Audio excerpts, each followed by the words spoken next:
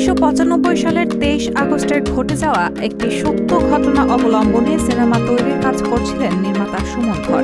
প্রধান চরিত্রে অভিনয় করার কথা ছিল বিদ্যা সিনহা মিমের।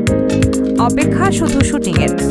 এর মধ্যে তৎকালীন ডিবি প্রধান মোহাম্মদ হারুনুর রশিদ ওরফে ডিবি হারুন এই গল্পে সিনেমা নির্মাণ করা যাবে না বলে নির্মাতাকে আটকিয়ে দেন। একই সঙ্গে মিমকেও কল করে থামিয়ে দেন ডিবি হারুন।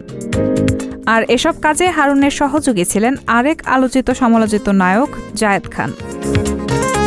পরিচালক সুমন ধর জানিয়েছেন, ছবিটির কাজ আটকে দিয়েছিলেন তখনকার ঢাকা মহানগর গোয়েন্দা পুলিশের সাবেক প্রধান মোহাম্মদ হারুনুর রশিদ। নির্মাতা জানান, একদিন অচেনা একটি ফোন নম্বর থেকে তার সঙ্গে যোগাযোগ করেন ডিবি হারুন, তবে সেটি নায়ক জায়েদ খানের মাধ্যমে। পরে জায়েদ খানই সুমনকে নিয়ে গিয়েছিলেন হারুনের ডিবি কার্যালয়ে। সুমনের ভাষ্যে, ফোন করে জায়েদ ভাই আমাকে বললেন, আপনাকে আমার সঙ্গে একটু হারুন ভাইয়ের ওখানে যেতে হবে, কেন যেন আপনাকে ডাকছেন। আমি যেহেতু চলচ্চিত্রের মানুষ, তাই আমাকেই দায়িত্ব দিয়েছেন। পরদিন আমি গেলাম।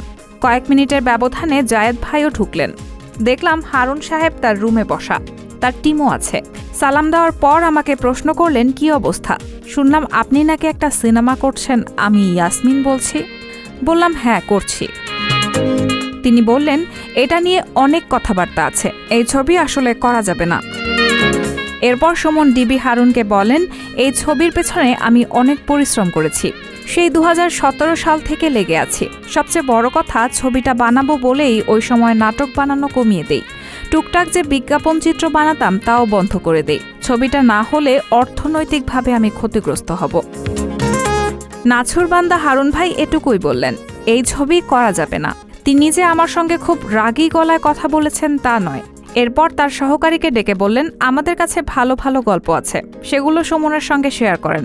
সুমন যেটা পছন্দ করে সেটা করবেন, আর সুমনের যদি স্পন্সর প্রয়োজন হয় আমরা জোগাড় করে দেব।